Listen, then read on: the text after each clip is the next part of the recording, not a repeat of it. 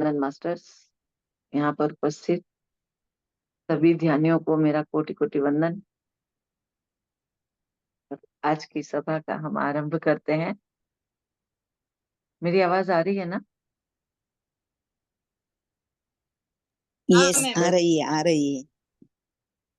हम सभी सुखासन में बैठ जाएंगे, अलगती पालकती मार लेंगे, हाथों को क्रॉस कर लेंगे, आंखों को बंद कर लेंगे। चश्मा पहना है तो उसे उतार देंगे और एकाग्रचित होकर के ध्यानस्थ अवस्था में बैठ जाएंगे।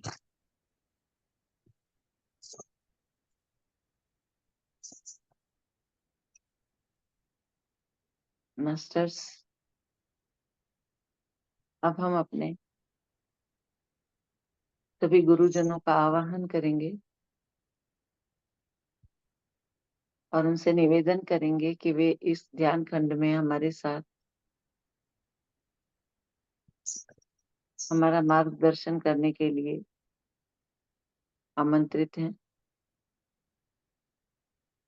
महसूस करें कि हमने उनके लिए, सभी के लिए आसन बिछा रखे हैं और अब हम उनसे निवेदन करेंगे कि वे सभी अपने अपने आसन पर विराजमान हो।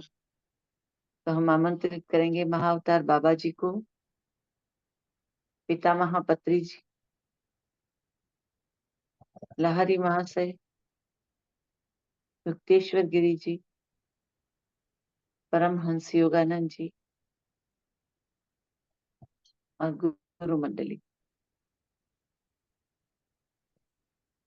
हम सब इन सभी से निवेदन करेंगे कि वे अपना अपना आसन ग्रहण करें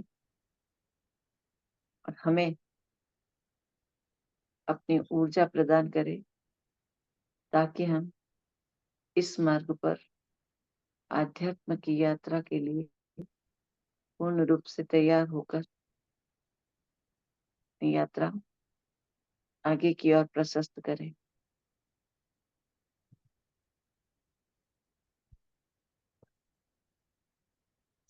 महसूस करें मास्टर्स, सभी गुरुजनों ने अपना अपना आसन ग्रहण कर लिया है और वे अपने मार्गदर्शन देने के लिए यहाँ पर उपस्थित हैं।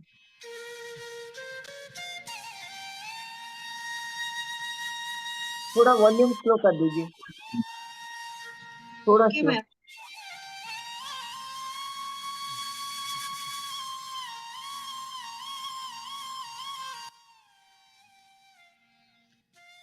मास्टर्स, महसूस करें कि यूनिवर्स ने हमारे लिए एक गोल्डन पिरामिड, विशाल गोल्डन पिरामिड भेजा है जो कि पूरी तरह से गोल्डन ऊर्जा से परिपूर्ण है और वह गोल्डन ऊर्जा हमारे ऊपर लगातार बरस रही है। हमारे सभी गुरुजन हमें अपने दिव्य ऊर्जा से ऊर्जान्वित कर रहे हैं।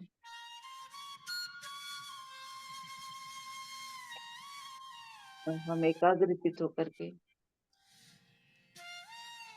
ध्यान में बैठे।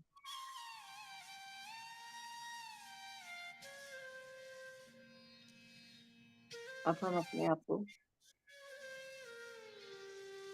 शरीर के भाव से मुक्त करने के लिए कहेंगे।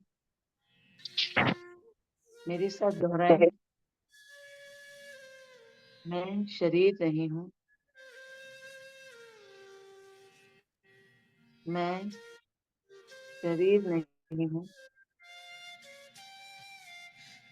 मैं चित्त नहीं हूँ, मैं चित्त नहीं हूँ, मैं हूँ एक चिन्मयानंद आत्मा। मास्टर स्वयं को आत्म स्वरूप में महसूस कीजिए।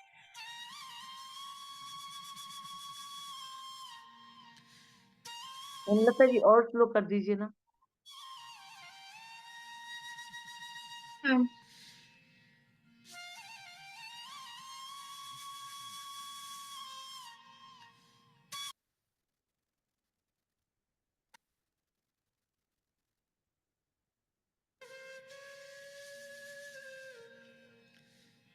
पूर्ण रूप से हम अपना ध्यान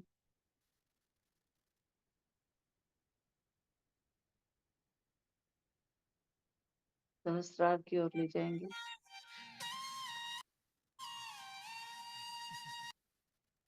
और अपनी सांसों पर ध्यान देंगे।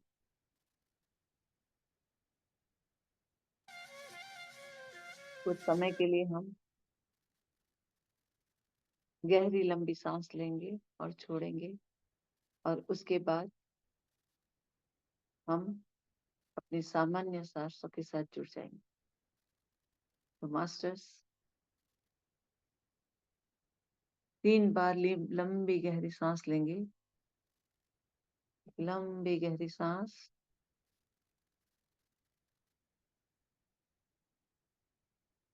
होल्ड करें।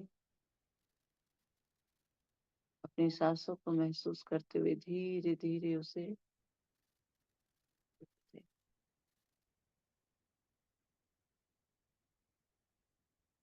फिर एक लंबी सांस,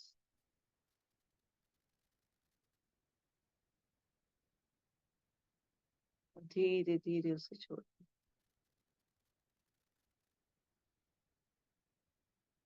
एक बार फिर लंबी गहरी सांस और उसे धीरे धीरे छोड़।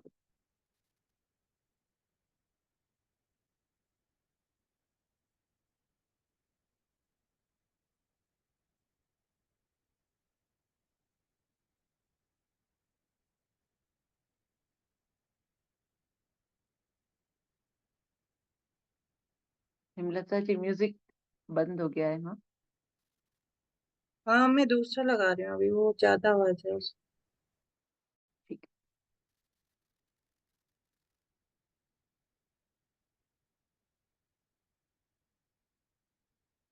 मास्टर्स महसूस कीजिए आपकी सांसें आपके मस्तिष्क में पहुंच रही है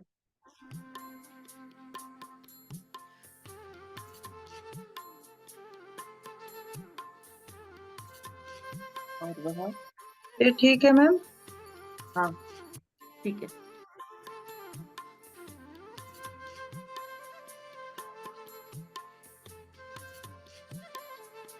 आपके मस्तिष्क की सभी कोशिकाओं में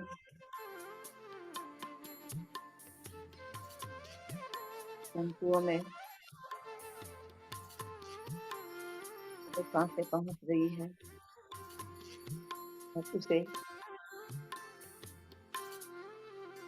निर्मल, स्वच्छ और ऊर्जान्वित कर रही है।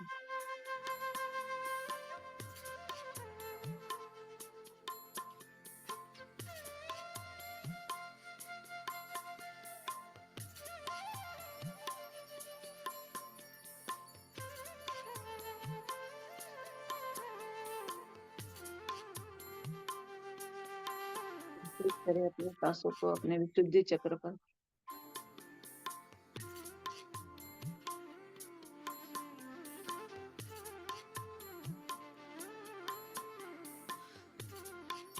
आपके विशुद्धि चक्र शुद्ध करते हुए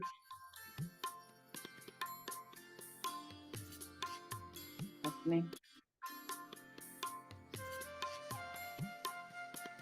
आपकी वाक शक्ति को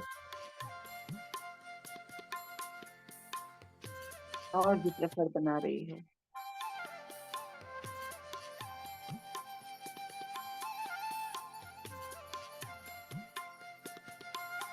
अपनी बात को रखने समझाने की शक्ति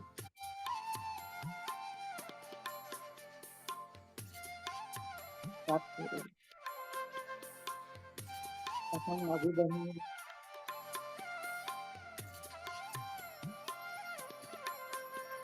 महसूस करें अपने सांसों को, अपने लंग्स में, हृदय में। महसूस करें इन सांसों को अपने हृदय चक्र में,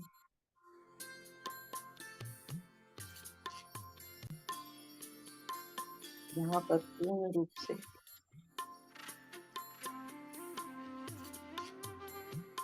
हमारी भावनाएं जुड़ी रहती है। कि वो स्थान है जहाँ सृष्टि के प्रत्येक प्राणी के लिए मात्र प्रेम और प्रेम ही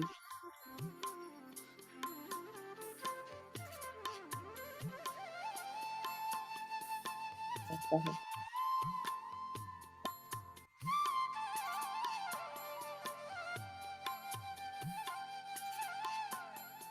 चाहे वो पशु हो, पक्षी हो, मनुष्य हो या जंतु हो, सभी के लिए एक समान प्रेम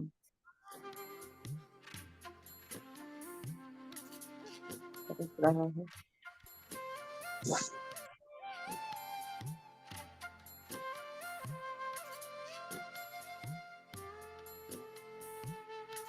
महसूस करें इन सांसों को अपने लंग्स में, अपने फेफड़ों में।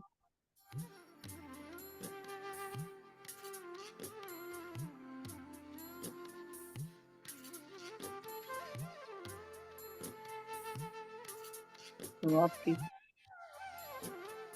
सांसों की आवन जावन से जुड़ा है।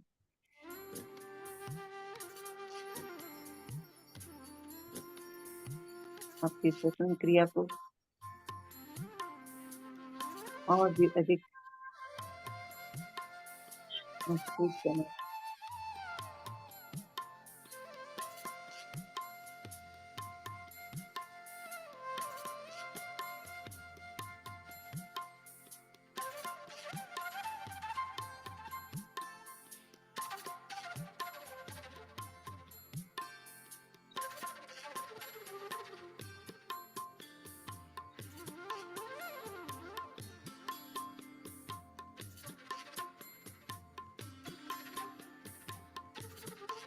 करें इन सांसों को अपने दोनों हाथों में,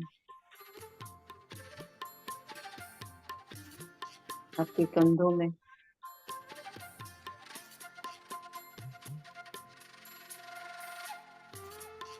आपके हाथों की हर एक नस नाड़ी में यह सांस प्रवाहित हो रही है। आपके रुधिर को, आपके रक्त को शुद्ध बना रही है। शुद्ध रक्त के द्वारा आपको और भी शक्ति प्रदान हो रही है।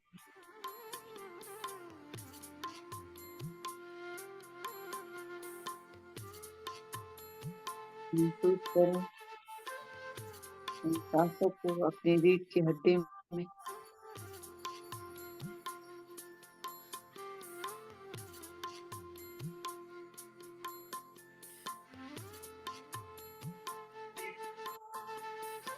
जो हमारे शरीर का स्तंभ है।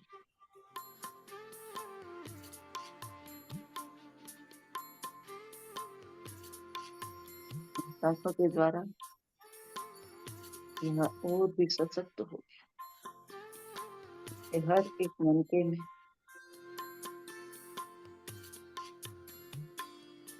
महसूस करें।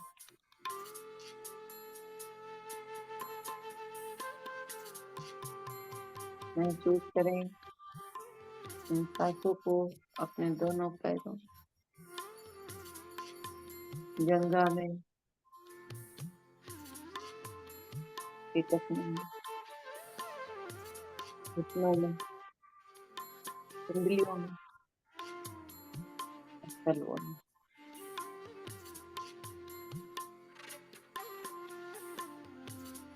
सांसों की इस ऊर्जा से आपको और भी अधिक शक्ति मिल रही है। आपके पैर सशक्त हो गए हैं। मीलों चलने की शक्ति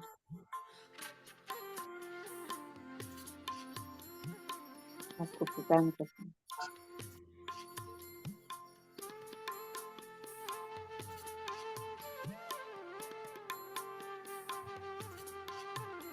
अपनी इन सांसों की शक्ति को पहचाने मास्टर।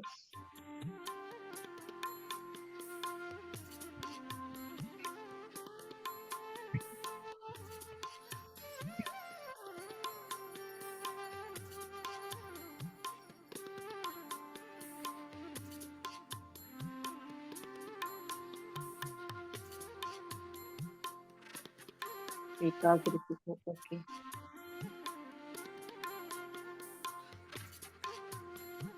केवल और केवल अपनी सांसों पर ध्यान दें।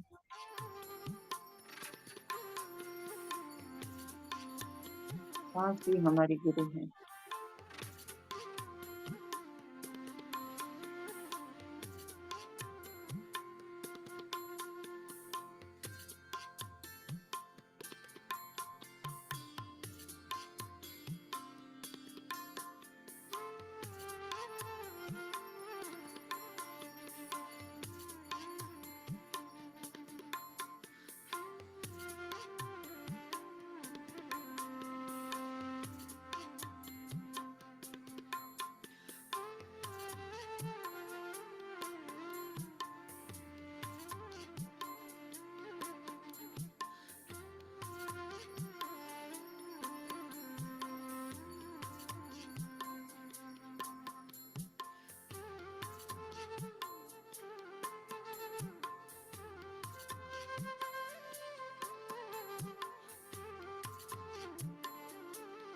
ना कोई कोई ना कोई विचार, केवल और केवल सांसों के साथ जुड़ना है।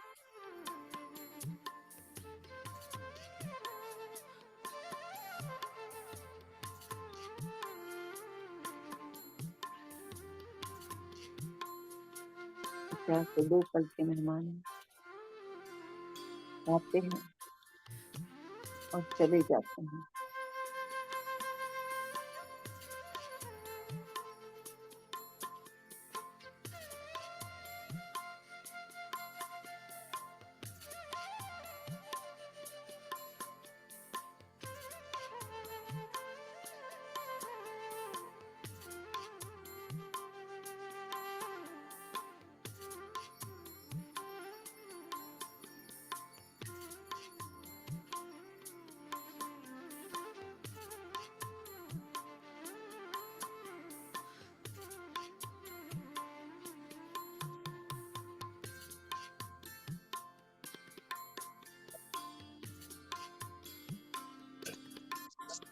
बैठ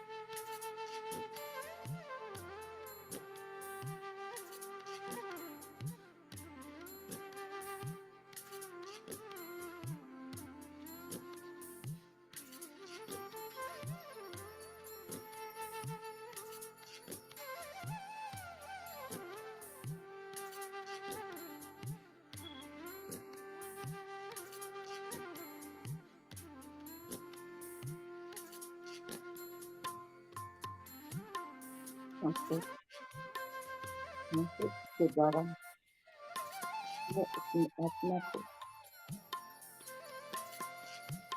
पवित्र और सुंदर बनाना,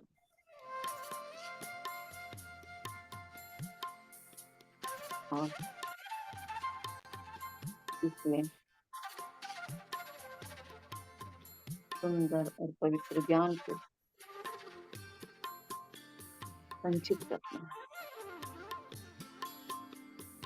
कुछ ग्रहण करना है और उसे दूसरों में बांटना है।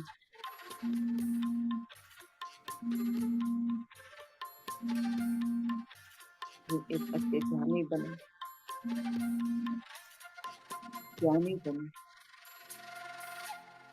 और फिर आत्मज्ञानी बने।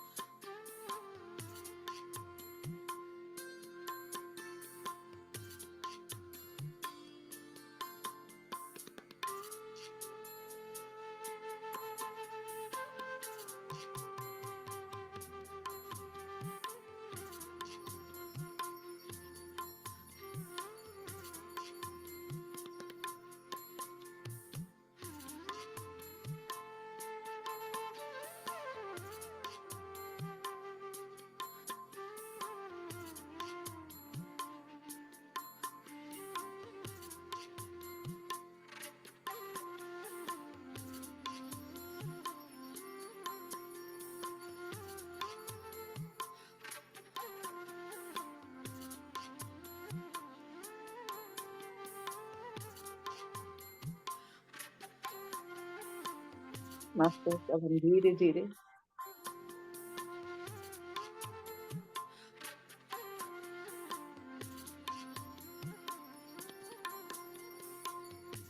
अपने भौतिक शरीर को महसूस करेंगे।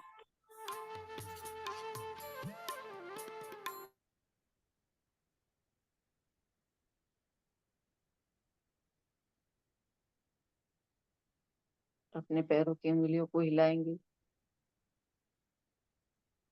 हाथों की उंगलियों को ढीला छोड़ेंगे,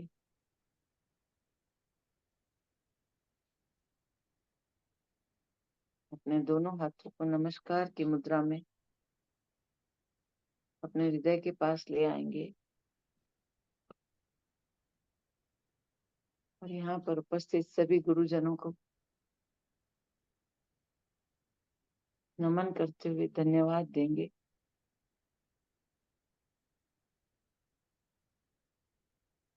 यहाँ पर उपस्थित सभी ध्यानियों का कोटि कोटि धन्यवाद करेंगे, जिनसे हमें सामूहिक ऊर्जा प्राप्त हुई। धन्यवाद करेंगे इस मंच का, जूम मंच का, जिसने हमें इतना सुंदर मौका संपूर्ण विश्व से जुड़ने का मौका प्रदान किया, और सबके साथ मिलकर के सामूहिक ध्यान करने का अवसर प्रदान किया।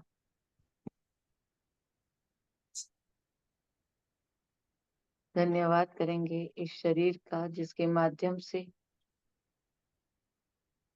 हम इस ध्यान की यात्रा को आगे की ओर प्रशस्त कर सके, हम ध्यान कर सके और ध्यान की ऊर्जा को महसूस कर सके।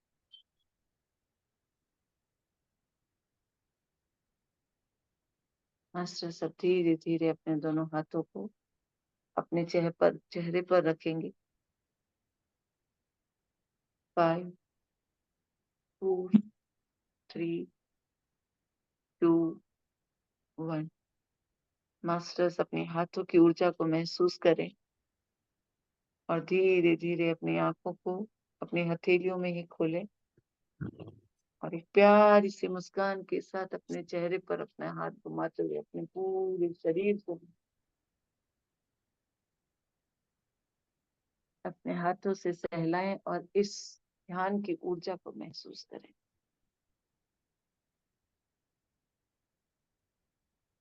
धन्यवाद मास्टर, मेरे साथ इस ध्यान में जुड़े रहने के लिए आपका कोटि कोटि धन्यवाद। Thank you, thank you.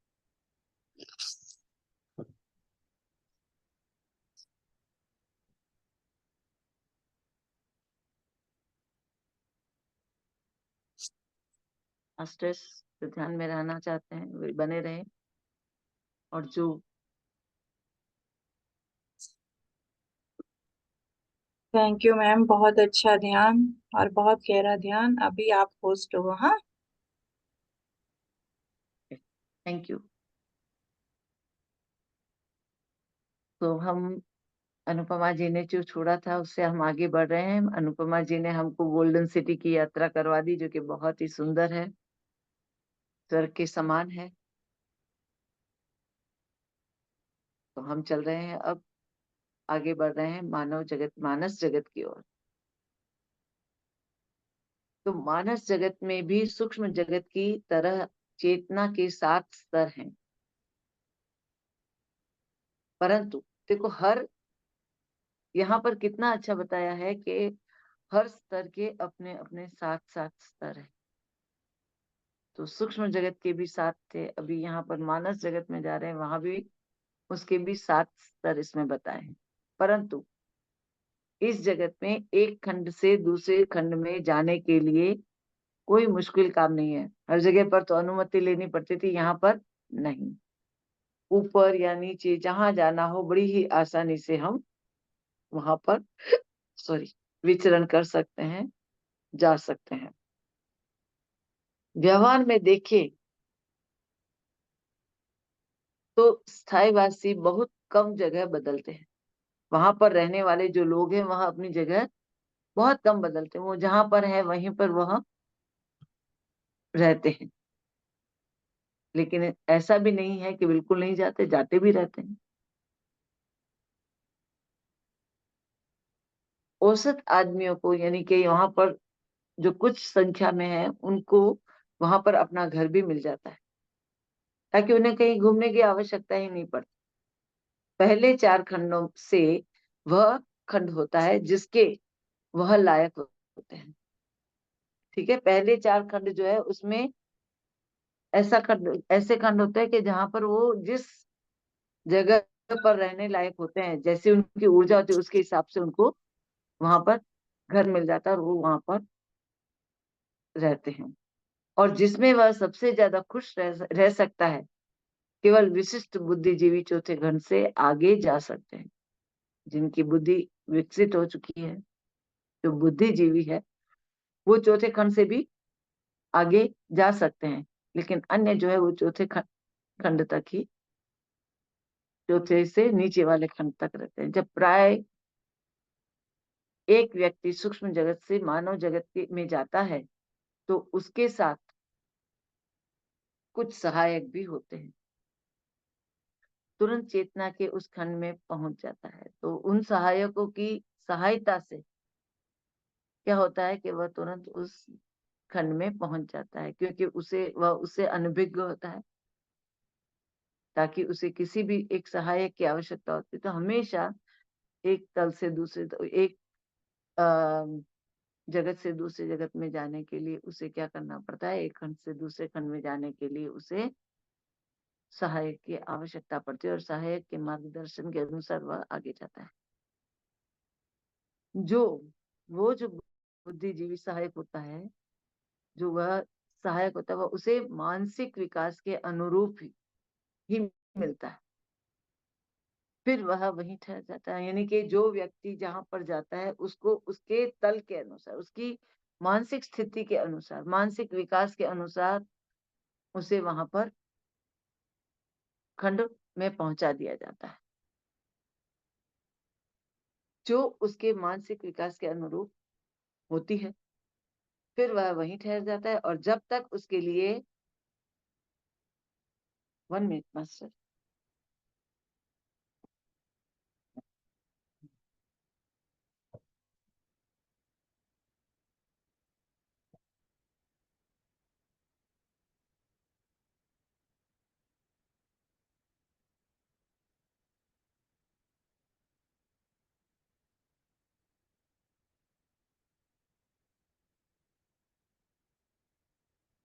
वहां पर, हाँ, तो फिर वह वहीं ठहर जाता है जब तक उसके लिए मानव शरीर को त्याग देने का समय नहीं आ जाता।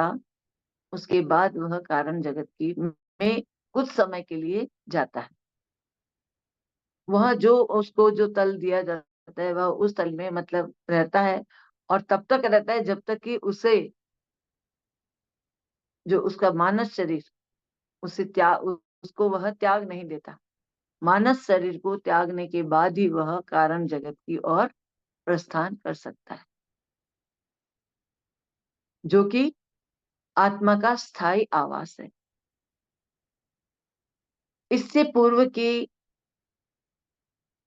कुछ और आगे बातें करें तो यहाँ पर वो कहते हैं उनके गुरु के, मैं इस विषय पर और अधिक बात करूं, मैं तुम्हें बुधवार रात को मानस जगत के द्वितीय खंड पर ले जाना चाहता हूँ। ये कौन कह रहा है? आचार्य श्री कह रहे हैं कि और आगे मैं बताऊं उससे पहले कि जब मैं बुधवार की रात को तुम्हें मिलूंगा और मानस जगत के द्वितीय खंड में जब हम जाएंगे, वहां पर मैं ले जाना चाहता हूँ, वहां पर जाएंगे, उसके बाद हम आगे की चर्चा करेंगे। क्यों? ताकि तुम मेरी वर्तमान मुश्किलों को समझ सको, और यह भी जान लो कि यदि तुम उस यात्रा की गतिविधियों के बारे में बताना भी चाहो तो तुम्हें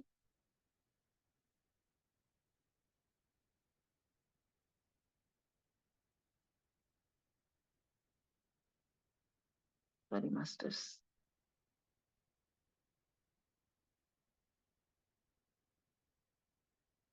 हाँ, तो तुम उसके बारे में यदि बताना भी चाहो तो तुम उसके बारे में पहले ही जान लो, समझ लो, ताकि तुम्हें कोई मुश्किल ना आए, उसको समझ सको, जान लो। ठीक है? तो तुम उस यात्रा की गतिविधियों के बारे में बताना भी चाहोगे तो अच्छी तरह से बता पाओगे।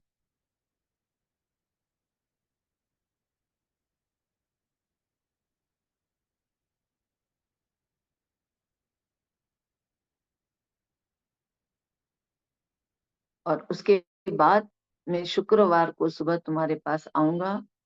इसका मतलब क्या है कि तुम्हारे पास 3 रातें हैं, और उन 3 रातों का उपयोग तुम्हें कैसे करना है कि जिनमें तुम सूक्ष्म जगत में अपने प्रयोग को जारी रख सकोगे। यानी कि फ्री नहीं बैठना है।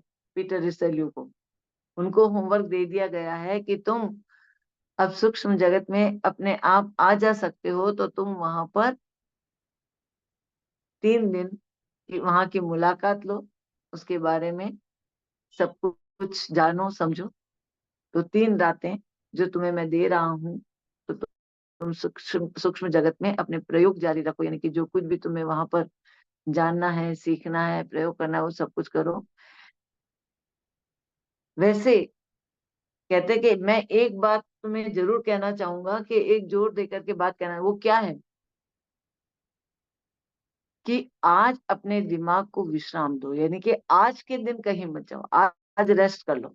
क्यों? क्योंकि अगर हम एक बार रेस्ट कर लेते हैं तो हम फ्रेश हो जाते हैं, और फ्रेश माइंड से हम जितना भी देना चाहें या लेना चाहें आसानी से हमें मिल सकता है, हम उसको ग्रहण करने में सक्षम बन जाते हैं। इसलिए यहाँ पर आचार्य कहते हैं कि मेरी मेरी सलाह ये है कि तुम आज विश्राम कर लो, अपने दिमाग को भी विश्राम दो, खुद को भी विश्राम दो।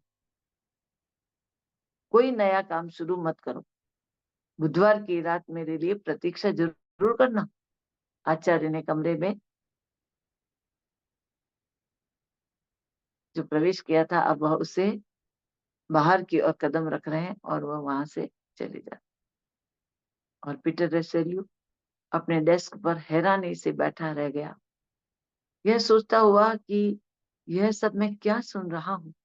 यानी कि अभी मुझे कितना कुछ और जानना है, कितना समझना है। पहली रात में तो आराम से सोया रहा, सुबह तरोताजा उठा और कुछ याद नहीं था। रात में क्या कुछ हुआ सब भूल चुके थे।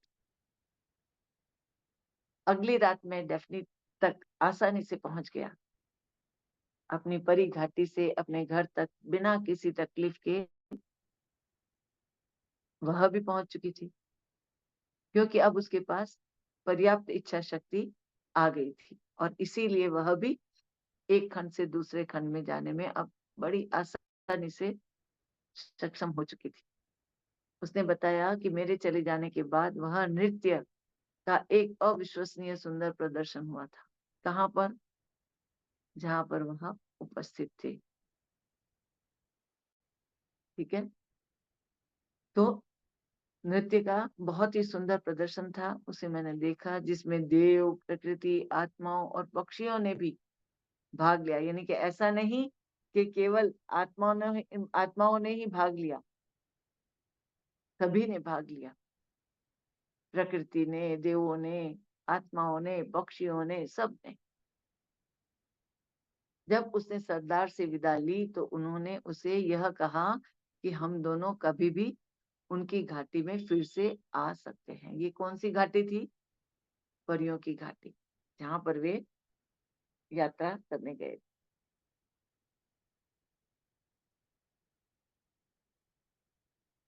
तब जब और वहां पर उसने ये कहा कि क्या तुम दोनों गोल्डन सिटी की यात्रा करना चाहोगे? क्योंकि अभी तो खाली वर्णन हुआ था, अभी यहाँ पर देखना चाहोगे? ऐसा शुभ अवसर मिले और कोई कह दे कि देखना चाहोगे, तो कौन मना करेगा? हर कोई तैयार हो जाएगा।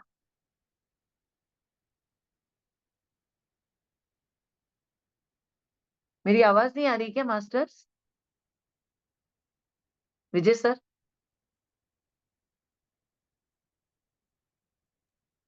आ रही है। अच्छा, किसी ने लिखा नो साउंड, तो आ मैंने रही है। सोचा। आ रही है मैडम, ओके। ओके। तो हाँ, तो उनसे पूछा गया कि तुम क्या गोल्डन सिटी देखना चाहोगा? तो उन्होंने तुरंत कह दिया कि हाँ, क्यों नहीं, क्योंकि पीटर रेसिल्यू के लिए तो ये बहुत ही बड़ा अवसर था, मौका था, जो उन्होंने वही गंवाना भी नहीं चाहते थे। दोनों ने तुरंत हाथ पकड़े और रास्ते में परी घाटी में जरा सा ठहरते हुए पहुंचे। 5वें खंड की ओर पहुंचने के लिए निर्धारित स्थल पर पहुंच गए। वहां सोने के बने भारी गेट लगे हुए थे, जो बंद तो थे पर हमारे लिए एक वृद्ध सज्जन द्वारा खोल दिए गए। उसने हमसे वहां आने का कारण पूछा। हमने उसे बताया कि हम कौन हैं और उत्सुकतावश वहां देखने आए हैं।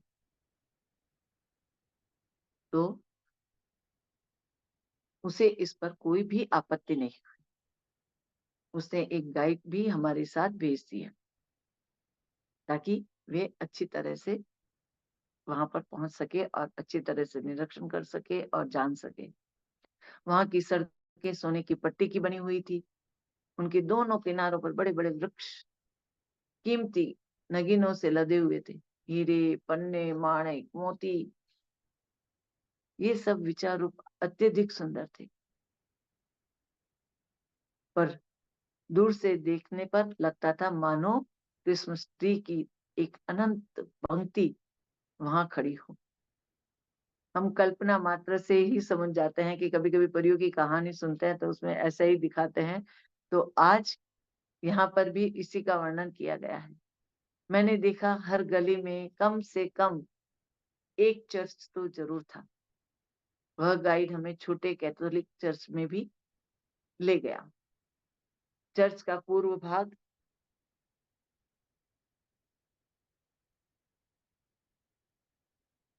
वास्तुकला का सुंदर नमूना था।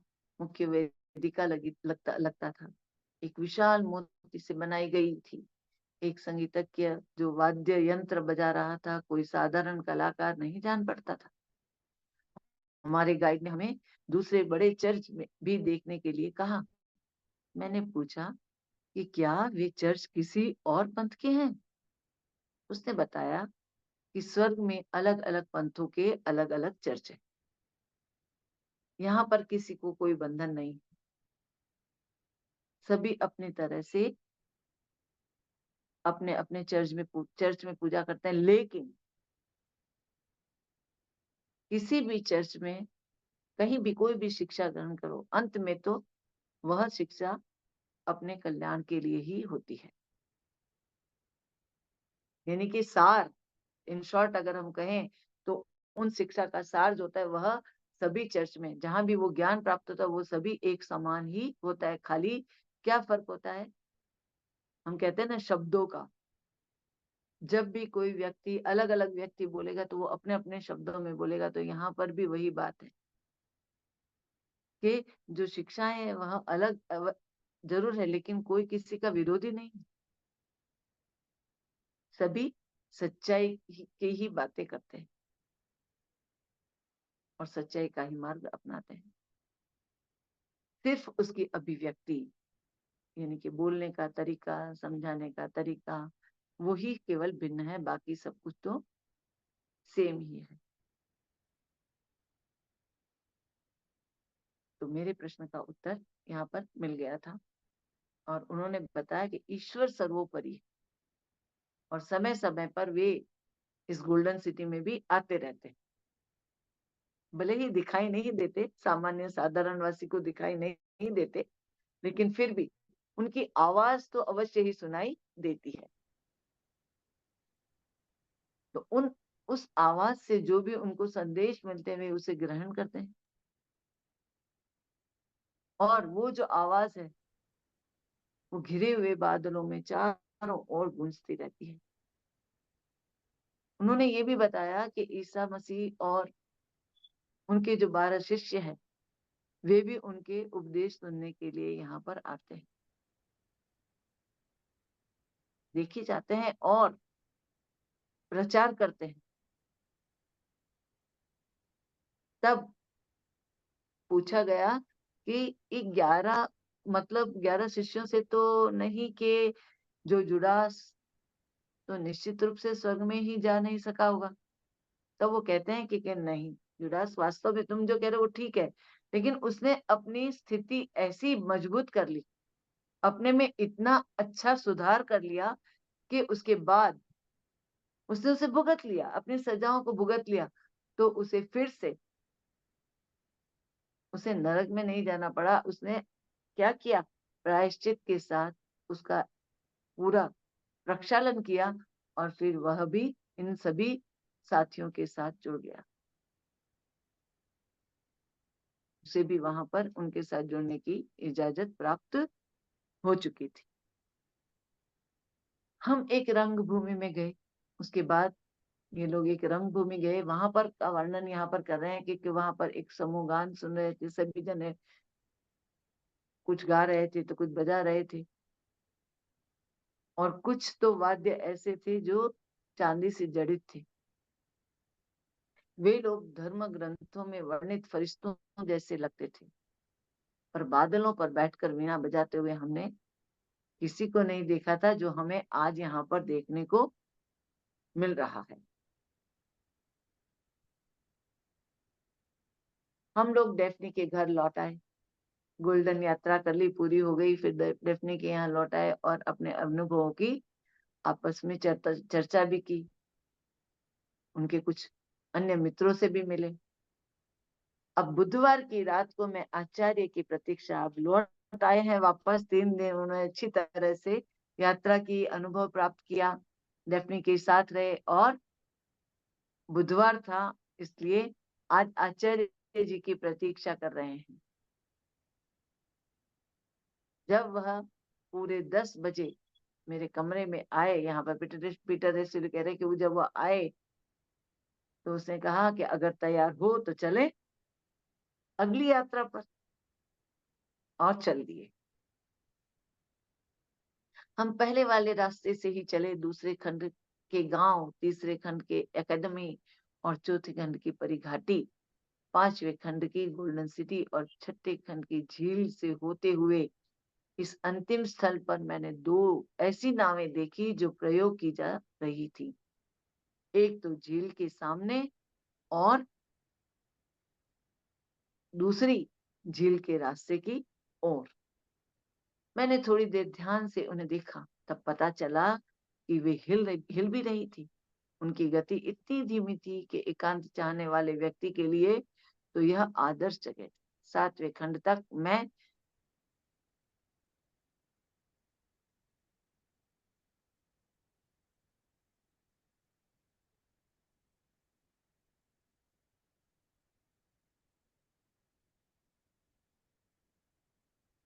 अभी तक गया ही नहीं था, इसलिए उनके लिए कोई चिन्ह निश्चित नहीं किया गया, आचार्य किया गया था। इसलिए आचार्य ने मुझसे अपना हाथ पकड़ने को कहा, क्योंकि यहाँ का उसे कुछ भी पता नहीं था। किसे? पीटर रेसेली। इसलिए उसे ये पता नहीं था, इसलिए बहुत स्तब्ध हो गया कि अब आगे क्या। लेकिन आचार्य साथ में थे, इसलिए कोई डर नहीं था, क्योंकि उसे सातवें तल के बारे में पता नहीं था। इसलिए आचार्य ने उनका हाथ थामा और उसे आगे की यात्रा पर ले गए, सातवें तल की ओर ले गए।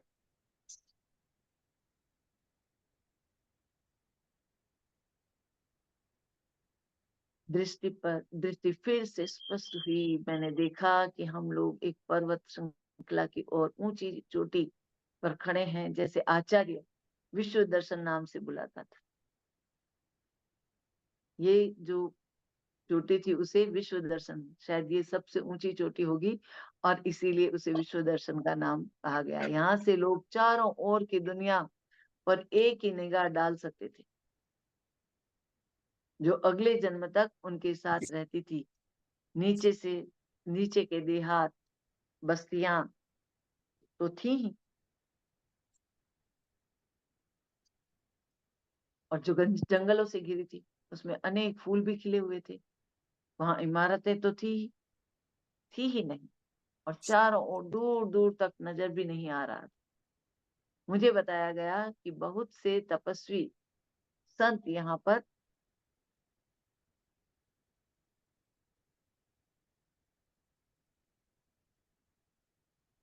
जिंदगी के अधिकांश दिन बिताने आते हैं। मुझे भी यह सोचकर अच्छा लगा कि मुझे तपस्वी होने का शौक नहीं है। मैंने देखा कि घाटी में दो लोग, एक पुरुष और एक स्त्री, हवा में तैर रहे थे। मेरे यह प्रश्न पूछने कि वे कौन है, आचार्य ने कहा, चलो चलकर देखते हैं। हम उनकी ओर बढ़ गए। जब पास पहुंचे तो उन्होंने अपनी गति धीमी नहीं की, वैसे भी वे साधारण चलने से थोड़ा ही तेज चल रहे थे। आचार्य ने उनसे कुछ कहा, पर उन्होंने कोई उत्तर नहीं दिया। मैंने भी उस स्त्री को से कुछ पूछा। उसने मुंह तो मेरी तरफ घुमाया, पर कुछ बोली नहीं। उसकी आंखें भाव शून्य थी और चेहरे पर भी कोई भाव नहीं था। वे शायद गोलाकार घूम रहे थे। मेरे गाइड ने बताया कि ये खाली खोल है, जो कोई दो व्यक्ति मानस जगत में जाते समय यहाँ छोड़ गए हैं। देखो, जो उनको स्त्री पुरुष दिख रहे थे वो क्या थे? मात्र खोल। अभी हमने पिछले अध्याय में बात की कि हर एक तल पर जाने के लिए उसका अलग अलग खोल होता है। तो वो जो स्त्री पुरुष जो हाथों में हाथ पकड़े घूम रहे थे, वो वास्तव में कोई नहीं था, उनका केवल खोल था। हम कहते हैं ना कि जिस तल पर हम होते हैं, तो वहां हमें खोल छोड़ करके ही आगे बढ़ना होता है। एक एक जगत का एक तल का खोल दूसरे तल में नहीं चलता। दूसरे तल में जाने के लिए दूसरा तल उसका खोल बनता है। तो यहाँ पर स्पष्ट करते हुए गुरुजी ने, आचार्य श्री ने बताया कि यह कोई स्त्री पुरुष नहीं है, यह तो मात्र खोल है जो यहाँ पर छोड़ करके चले गए।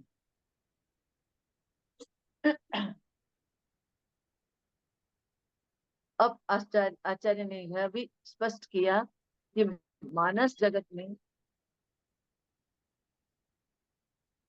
जाने के लिए हमें अपने सूक्ष्म ज्ञान यहीं छोड़कर जाना होगा, यानी कि एक तल की वस्तु दूसरे तल पर नहीं जाती। यह सुनिश्चित करने के लिए कि वे सुरक्षित रहे तथा कोई और सूक्ष्म जगत की सत्ता उन पर कब्जा न करे, उसने यह सुझाव दिया कि हमें उसके दो मित्रों के संरक्षण में ही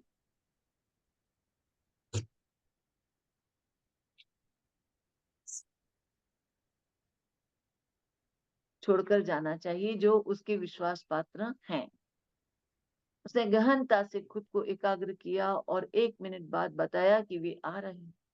लगभग तभी 2 यूरोपियन लोग, जो देखने में बुद्धिमान और आध्यात्मिक वृत्ति के प्रतीत हो रहे थे, हमारी ओर बढ़ गए। औपचारिक अभिवादन के उपरांत आचार्य ने उन्हें बताया कि वह उनसे क्या चाहता था। अर्थात उन्होंने बताया कि वे हम जो यहाँ पर अपनी नौकाएं छोड़ करके जा रहे हैं, उसको आप सुरक्षित रखना, संभाल करके रखना। तो यह आचार्य ने उन्हें बताया और बीटर से कहा कि मैं पीठ के बल लेटकर अपने दोनों हाथ सिर के नीचे रख लूं। आचार्य खुद भी वैसे ही लेट गया, पर उसने अपना दाहिना हाथ अपने हाथ पर रख लिया, मेरे हाथ पर, यानी कि पीटर, और उसने खुद को शिथिल छोड़ देने के लिए कहा, मन को विचार विहीन बना देने के लिए कहा। हमें भी कहते हैं ना कि सूक्ष्म यात्रा करने के लिए हमें विचारों को छोड़ना होगा, विचारों की शून्यता में आना होगा, क्योंकि विचार साथ होंगे तो हम दो तल से जुड़ जाएंगे। इसलिए यहाँ पर ये खास बात कही गई है कि तुम विचारहीन हो जाओ। तो यहाँ पर पीटर रेसेली को अगर आगे बढ़ना है, आगे की यात्रा करनी है, तो उसे विचार शून्य होना होगा। जैसा कि आचार्य ने पहले ही कह दिया था कि मैं इस मानस जगत का विवरण देने में खुद असमर्थ रहा हूँ। 2-3 मिनट बीते होंगे जब मुझे लगा कि आचार्य मुझसे कुछ कह रहा है, यद्यपि वह किसी प्रकार की ध्वनि या शब्दों का प्रयोग नहीं कर रहे थे। मैंने आंखें खोली और पाया कि एक अद्भुत स्तब्धता छाई हुई थी। हम शायद अंतरिक्ष में झूल रहे थे और हमारे चारों ओर अनेक प्रकार की अस्पष्ट सी वस्तुएं घूम रही थी। पता नहीं ये इमारतें थीं या मैदान थे अथवा लोग थे। इनसे कुछ चीजें रंगीन थी, पर कुछ साफ नजर नहीं आ रही थी। ये सब चीजें निरंतर अपना रूप भी बदल रही थी। मैंने आंखों से तो कुछ नहीं देखा, पर मुझे ऐसा अनुभव हुआ। यह अनुभव भी अभूतपूर्व था। मुझे अपने आगे पीछे कई प्रकार के विचार रूप दिखाई पड़ रहे थे। अतः मुझे उन्होंने देखने के लिए इधर उधर मुड़ने या पीछे मुड़कर देखने की कोई जरूरत नहीं पड़ी। यहाँ सब कुछ इतना अलौकिक था। अगर आचार्य साथ न होता तो शायद मैं बुरी तरह से डर गया होता। अनोखी दुनिया। आचार्य मुझे अपने विचार लगातार भेज रहे थे। मैं भी उसके बिना बोले उसकी बात समझ पा रहा था। यह भी स्पष्ट है। देखो, वहां पर 7वें तल पर जब वो गए तो वहां पर, सॉरी 5वां तल, तो अगले तल पर वो जब जा रहे हैं तो वहां पर, विजय सर 7वां तल है ना?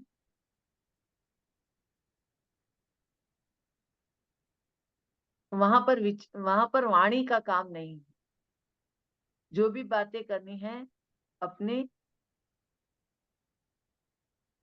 टेलीपैथी से ही हो रही है। यहाँ पर सारी बातें जो भी संदेश पहुंचने हैं एक दूसरे पर के साथ शून्य के द्वारा ही पहुंचाए जा रहे हैं। और पीटर रेस्टेलियो भी बड़े ही आसानी से उन सभी को सुन पा रहे थे और समझ भी पा रहे थे। उन्होंने बताया कि यह मानस जगत का सबसे निचला है। मानस जगत में यानी कि इसकी जरूरत, क्योंकि यहाँ पर मन, मानस यानी कि मन से ही सब कुछ समझा जाता है। तो यह मानस जगत का सबसे निचला खंड है और यहाँ केवल मानसिक दृष्टि से बहुत कम विकसित लोग ही रहते हैं।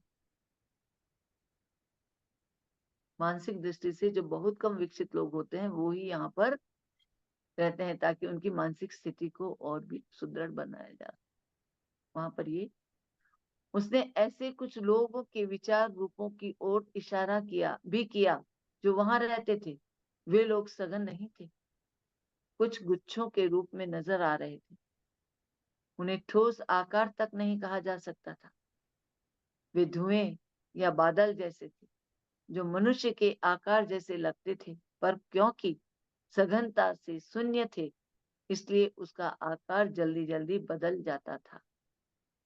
जैसे एक जेली होता है ना, जेली को कैसे कहीं भी रख दो तो आकार उसका तुरंत उसके हिसाब से बदल जाता है, उसका फॉर्म चेंज हो जाता है। तो यहाँ पर वही बताया गया है कि वो उनका आकार ऐसा था कि वो उनका शरीर का ढांचा जो था वो ऐसा था जेली जैसा कि वो कहीं भी जैसे ही वो पहुंचते अपना आकार तुरंत ही उनका बदल जाता था।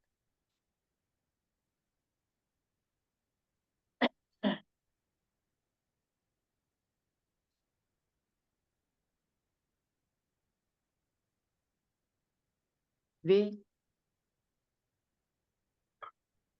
जल्दी जल्दी बदल जाया करते थे। मैंने ऐसा आकार केवल आग से उड़ते धुएं में बनते हुए देखा था जो तुरंत चिमनी में गायब हो जाते थे। यहाँ आकर आचार्य, मन में नहीं था, मास्टर सॉरी, आज मेरी आंखें जरा काम नहीं कर रही हैं तो थोड़ी तकलीफ हो रही है। मैं बस यहाँ तक ये पैराग्राफ पूरा करके आज मैं पूरा करूंगी क्योंकि नहीं पढ़ पा रही हूँ। तो यहाँ पर ये बताया गया कि हाँ, तो यहाँ आचार्य श्री ने आकार से बड़ा नजर आने लगा। आचार्य जो थे वो भी क्या थे, आकार में बड़े नजर आने लगे। ऐसा तो सूक्ष्म अथवा भौतिक जगत में नहीं देखा था और यह पहले से ज्यादा साफ और स्पष्ट घना लग रहा था। स्पष्ट नहीं था लेकिन साफ था और घना ज्यादा था, जबकि बाकी आकृतियां मेरी आंखों के सामने धुंधली थी। आचार्य तथा इन आकृतियों को देखकर मेरे सामने खपच्चियों की बनी हुई और बनती हुई टोकरी का चित्र उभर आया, जो वास्तव में मानव शरीर के पूर्ण विकसित तथा कम विकसित रूपों को प्रतिनिधित्व करने वाली है। आचार्य ने मुझे अपने पास आने को कहा और अपने हाथ मेरे कंधों पर रखा। अब ये आचार्य, यहाँ से मास्टर्स हम बाद में पढ़ेंगे। सॉरी, आज बहुत विक्षेप हुआ है, मेरी आंखें थोड़ी काम नहीं कर रही, तो बहुत बहुत धन्यवाद मुझे सुनने के लिए और क्षमा करें अगर कहीं कुछ अस्पष्टता रही हो तो। Thank you masters, thank you. Thank you madam. Thank you so much. कोई बात नहीं, कोई बात नहीं। थोड़े पॉज रहे लेकिन कोई बात नहीं, अच्छे से पढ़ा आपने। हाँ, थैंक यू। आज पता नहीं क्यों आंखों में धुंधलापन सा सुबह से ही था। मैंने बहुत कोशिश की पढ़ने की, कोई बात पढ़ना नहीं मैडम, पढ़ा जा रहा कोई था, बात दिख नहीं रहा नहीं। ये था भी अच्छी बड़ी तरह बात से। है कि आपको फिर भी आपने पढ़ा, तो इसको कंटिन्यू करेंगे, है ना। बहुत जी, बहुत धन्यवाद। Thank you, thank you. स्वच्छ वंदना जी, आत्मवंदन। आपने इतने आत्मवंदन। आपने पढ़ा, यही सबसे बड़ा है, इतना धुंधला सा होने के बाद भी। Thank you, thank you. Gratitude gratitude gratitude. Thank you so much.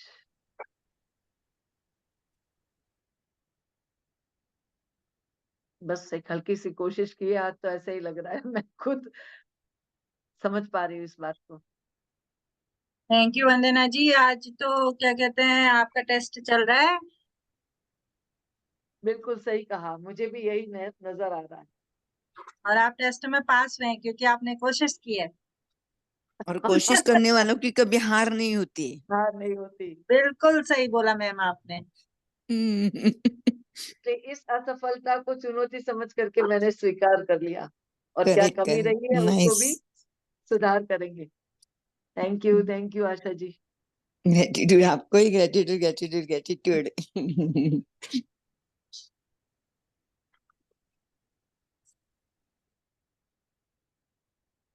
तो आई थिंक किसी का कोई प्रश्न नहीं होगा, तो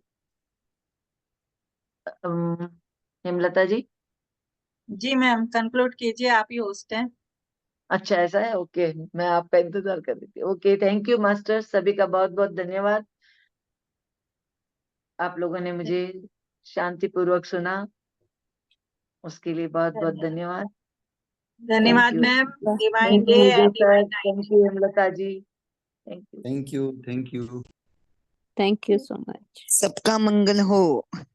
सबका मंगल हो, सबका सबका मंगल, सबका मंगल हो। Love you all. Love you all.